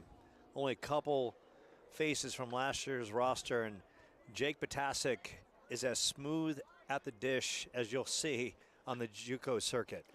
Couple hits on the night, and he's followed by Carson Shepard, who's been dazzling at the dish as well. So now Trevor Young is going to have to go through a firestorm here, facing 2 guys that have been a thorn in the Coyotes side this evening in the second half of the Twin Bill. And you know, Joe, we did mention that sometimes hitters just see certain pitchers better, and now we got like a lefty on lefty matchup, which is a completely different dynamic than the hard throwing righty Jonah. Speaking of hard throwing, Trev blistered that one on the high and outside corner, drew the swing, and quickly into an 0-2 count. Yeah, Trevor Young bringing the goods, and now can he get the money pitch? Potasic as well as Shepard have been so good with 2 strikes. Oh. And a bender just high, just misses, and give Potasic some credit for laying off that. Infield in. Coyotes cannot afford to let another run pass, not the way Alex Hayes is dealing on the mound. 1-2 pitch from Trevor Young, Potasic at the dish. And that one just fouled off. Potasic tried to fight off an inside pitch, staying alive. Yeah. Yeah, Potasic was fooled by that one. As I said, Trev's fastball moves every which way, so maybe he thought that one was going to cut, but it kept running in on him. So even though he started a swing, he tried to pull back, and the ball still found his bat, so foul ball there. And a nice slider away for Trev, but not close enough to be a competitive pitch or draw a swing from Potasic. Yeah, Potasic has just been lights out with 2 strikes. Really can control the zone when he gets a fastball in his zone. Now they go inside, and Potasic lays off of it. Low inside, it goes to 3-2. And once again, Jake Potasic showing his mettle and toughness, working back from an 0-2 count. And on deck is Colin Shepard, who's 2 for 2 with both RBIs in this one. 3-2 pitch from Trevor Young. Foul. That hit off the bat. Let's go. Off the elbow guard there of Potasic. Did that? That sounded like the bat. And that's a tough one right there, right? I mean, you got a 3-2 count, and all of a sudden, Potasic takes a fastball, takes it off the shoulder pad or the elbow pad, and now he's at first base. And now Colin Shepard steps in, and Shepard, you name it, took a banger left field, drove in a run in the 3rd, and then took a pitch fastball on the outside part of the plate in the 5th to drive in a run. He has been the source of angst for the Coyotes in this one. Take him and Potasic out of this one, and this is still knotted at 0. But needs to say, Trevor Young in not the most ideal situation right now with a couple on with 1 out.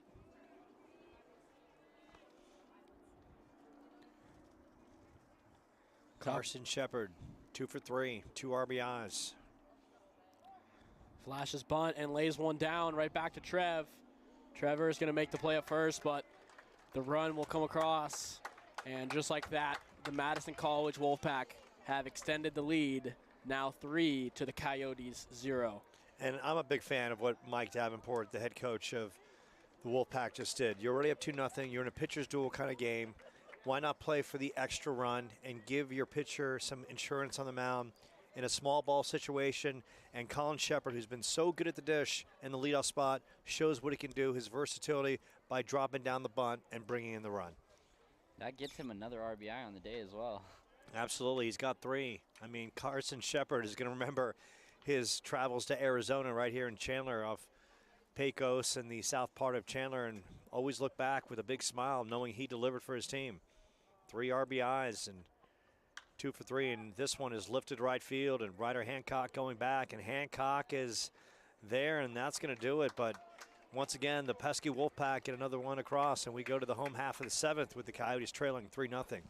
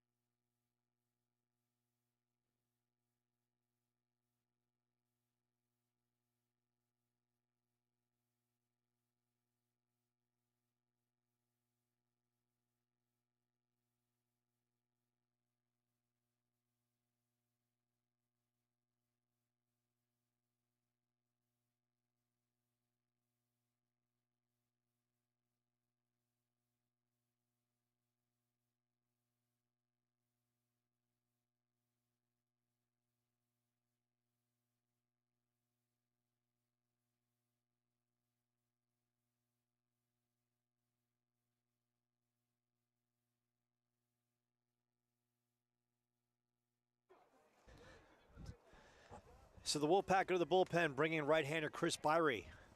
Give you his byline here in a second. And at the dish for the Coyotes, looking to make something happen is Number 2, Devin DeVera, the sophomore infielder for the Coyotes, who was walked and struck out.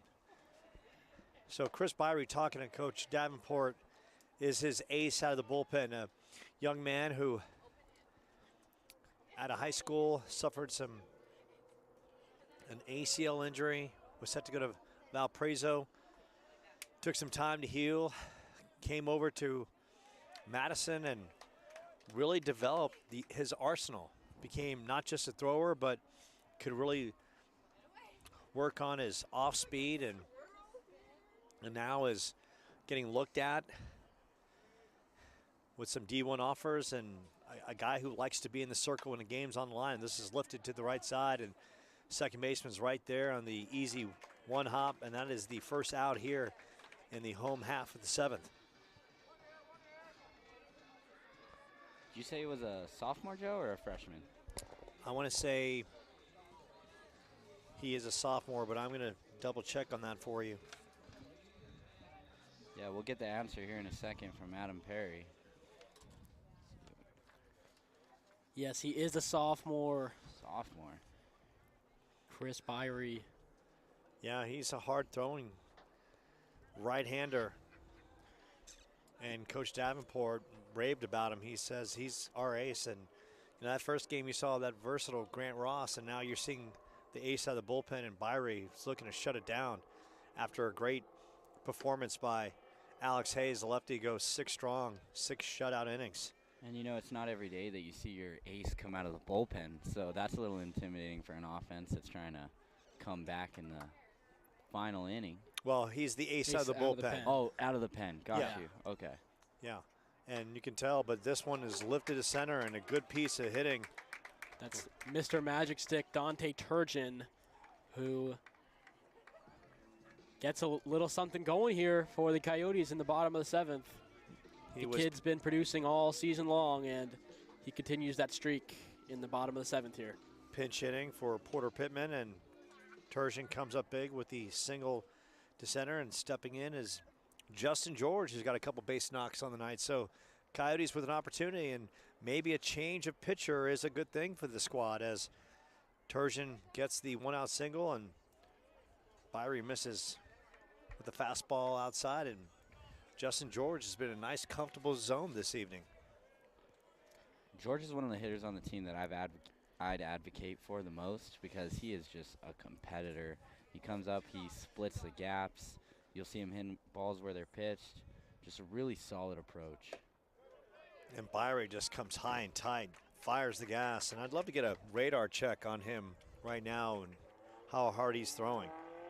Definitely looks like high 80s for sure, and yeah, blew that past George on that fastball. You know, he comes in at 6'1", 220, so I wouldn't be surprised if all that weight on that frame translates to some velo. And he's in good shape as well, so. Throws across his body. Distributed well, yeah, like you said. He's in good shape, so he's got one of those pitcher builds that can more of a definitely power throw pitcher. some heat. Yeah. So Justin George with Turgeon at first base, 1 out here in the bottom of the 7th. Byrie. And Byrie just blisters that outside part of the plate. I think that's on the catcher there, stealing a strike. Yeah, and no question, there were some flames coming off that ball. And Johannes doing a nice job behind the dish. And Johannes, you know what? He hasn't produced at the dish, but he has produced behind that plate with his glove and that arm. And he's doing a nice job showing why he's definitely a D1 prospect for some great team out there looking for a catcher out there. And it looks like a little bit of time, action. Pitcher might have ran out of time there, so 3-2 the count. And that was a quick call. Looked like Byrie was working quickly. Yeah, working quickly. I didn't feel like it was a very long time in between pitches, but you know, the umpires really call that whenever they feel like it, it seems like. And that one is inside for ball 4, so Dante Turgeon will move over to second, and Justin George makes his way to first on the base on balls. That'll bring up Cameron Plew, shortstop. And third base today. Oh, sorry, third baseman. Yeah. Oh, yeah, Johnny. Yeah, Johnny's took over at for short. Joey. Yes. And then Cameron moved over Shifted to third, over, yeah. which is a solid left side of the infield for sure. Yeah, absolutely. And Plew, 1 single in this one, 1 for 3 on the night. The bunt base hit, hitting .253. And no question, the Coyotes need a base knock here. And Coach Davenport talking things over with Byrie on the mound. So an opportunity for the Coyotes here, and they made the first game interesting, rallying from a 7-0 deficit, and here they are in the bottom of the 7th, trying to put the rally caps on and make something happen in front of the home crowd here. A healthy home crowd. Yeah. At that, you know, a lot of the fans stayed with us, not trying to go home because it's not as cold like it has been in the past. And a healthy and full broadcast team, courtesy of Paulo Hutchison. Oh, yeah. on the 2 monster pizzas. Paulo's a man, bro. Yeah. Paulo was voted most likely to feed his friends back in high school. And does a great job of that. And so now it's Plu with an opportunity against Chris Byrie. Wolfpack playing him straight away. Cameron Plu hitting .253. Coyotes need to knock in a big way, and Byrie, no hesitation, believing in his fastball and just lights it up for strike 1.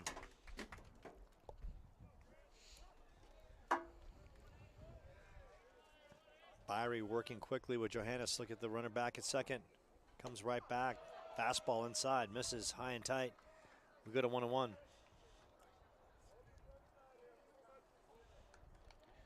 2 runners aboard. We got the tying run at the plate.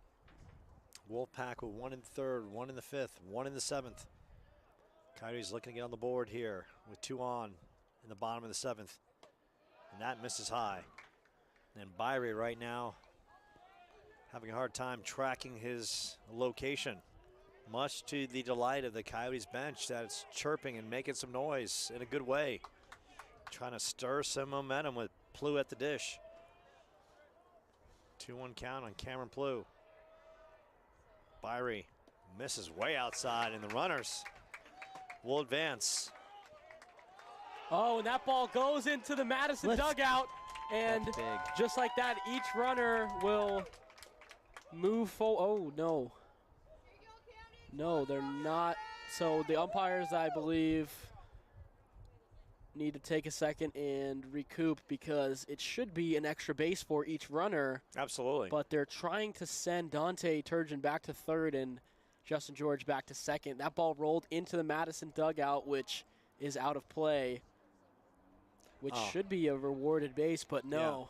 Yeah. And that's a hard call because they already had the extra base on the wild pitch, right? Yeah. I mean, that's a call right there. That should be umpire's discretion because they had the extra base, then it goes in the dugout, and they should be given the extra base on top. Yes. Needs to say it's 3-1, so we're going by the rule book, and it's a 3-1 count, and Byrie and Cameron Plu with the count in his favor. 3-1 pitch, here it is. And this one scores to right field. Right fielder coming in, makes the grab. And that, a great play. And Madison is calling for the double play, and the umpires are going to talk this one out as Mike Davenport comes out in the field. What just happened, Joe? The great play by Trace Kirschberg in right field made the grab, and the Madison Wolfpack are saying that the runner at second left early, and the umpires are talking this one over because if he left early, it's a double play. And there's also some talk maybe the right fielder didn't secure the ball all the way to the ground. Because that's why Cameron Plu Camden Plu still standing in top first base, not going back to the dugout yet, and this is quite the long conversation between the field and home umpire. The Coyotes could have things swing in their favor here if they get a favorable call. This could be big. So the field umpire talking to the home plate umpire about the situation. They're talking about it. Looks like the field umpire is saying he made the grab as he clutches his hands, and the umpire saying as they talk things through, and this is a critical call right here for the Coyotes.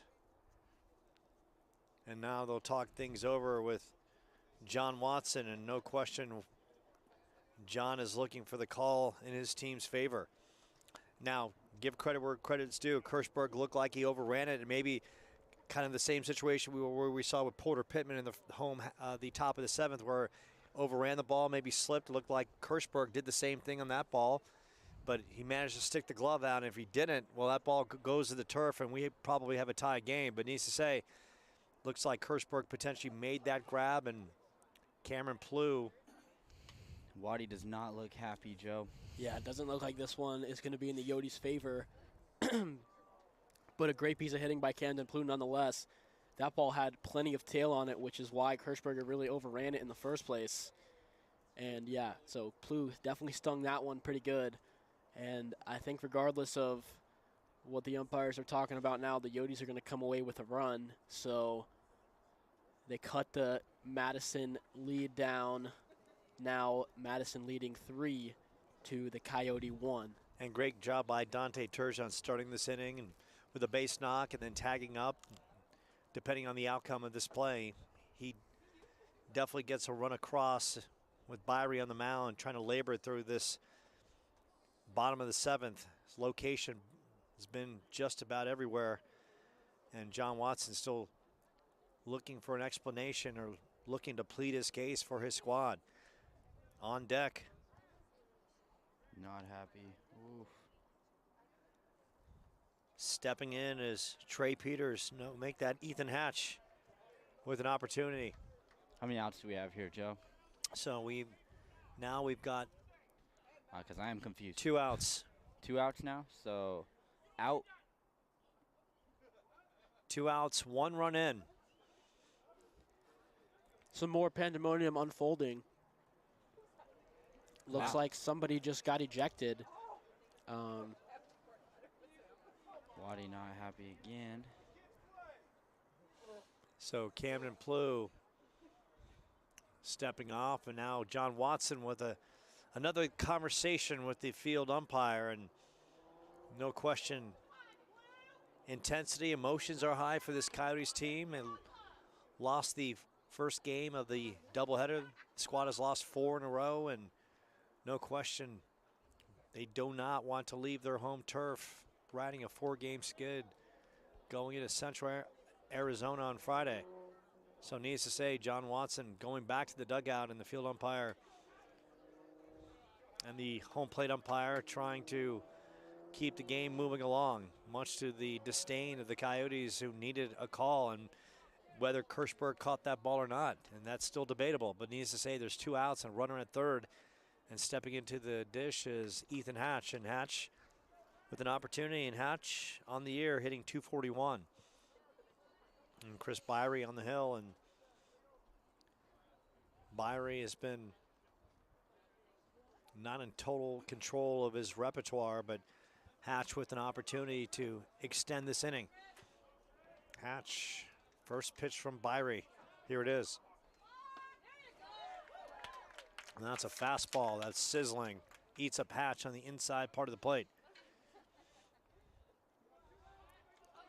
Byrie trying to lock it down for the Wolfpack.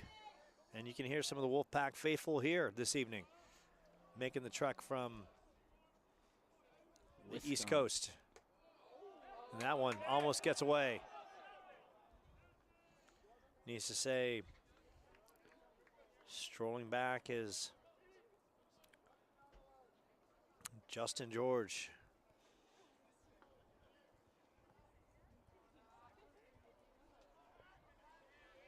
On deck is Tate Lewis, so you got some lumber coming up right now for the Coyotes if they can extend. Byrie, the pitch.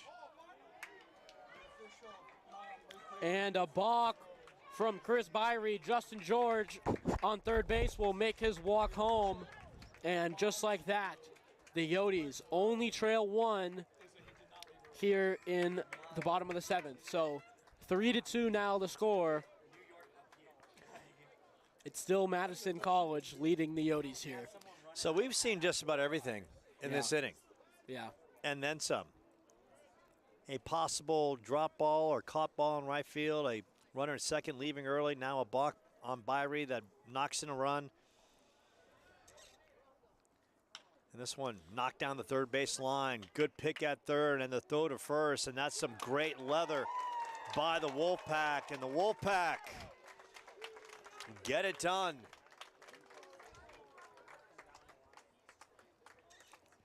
A great effort by this Madison team as they come to Arizona to open the season. They get an 8-7 victory, and then in the nightcap behind strong pitching by Alex Hayes, win the nightcap to sweep the doubleheader 3-2 in the nightcap as well. So the Coyotes coming into this one have now dropped 5 in a row. They are now 13-10 overall. And fellas, not the twin bill the team was looking for. Your thoughts on the outcomes of this one? No, definitely not the outcome that the Coyotes were looking for, but no discredit to the Coyotes the Madison College Wolfpack really came out to play today, and it all started on the bump for them. The starters of both games doing an incredible job, but I would say the pitching performance of the night would have to go to Alex Hayes, starter of this second game, and man, he was just about untouchable through 6 innings, and whenever you can do that, it makes it very difficult for the Coyotes to make any kind of stand. So pitching really was the tale of the night, timely hitting, and you know, for the Coyotes to take, what they should take away from these games is that, I mean, they're in it with the best teams, man. Just barely losing this one, and you know, falling into a 5-game slump is nothing to scoff at. The Coyotes definitely have some work to do, but they're absolutely the team for the task.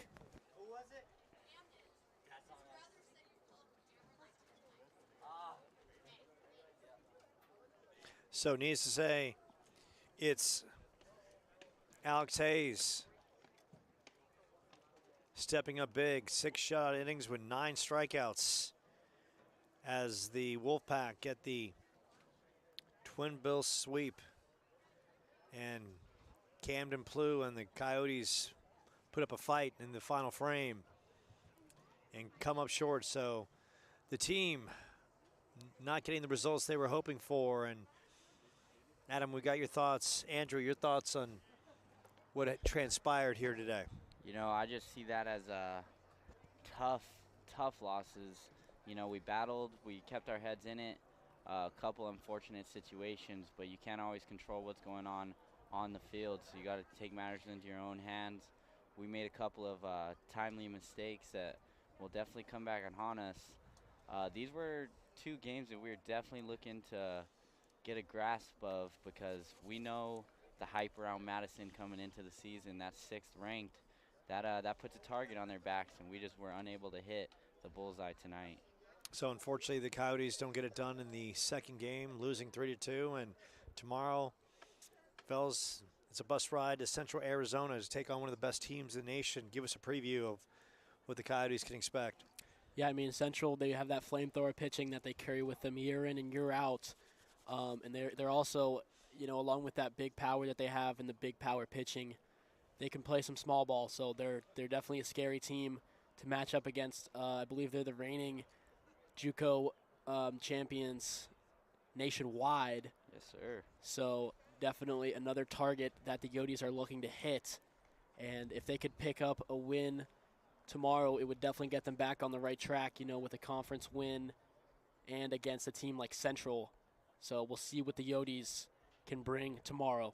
So Camden Plew, Dante Tertian, Tate Lewis, Ryder Hancock, Ethan Hatch, the whole squad fired up to get back on the road and get back on the field and try to turn this around as the team has dropped 5 straight. We appreciate you dialing us up on the Chandler-Gilbert Sports Network. For Adam Fury, make that Andrew Furry, and Adam Perry, I'm Joe Pequeno. Final, once again, it's the Wolfpack from Madison College with the twin bill sweep, winning the nightcap 3-2 and taking the first game 8-7. We'll see you real soon. Saturday, right here, when the team comes back to take on Central Arizona to Chandler-Gilbert. We'll see you Saturday night.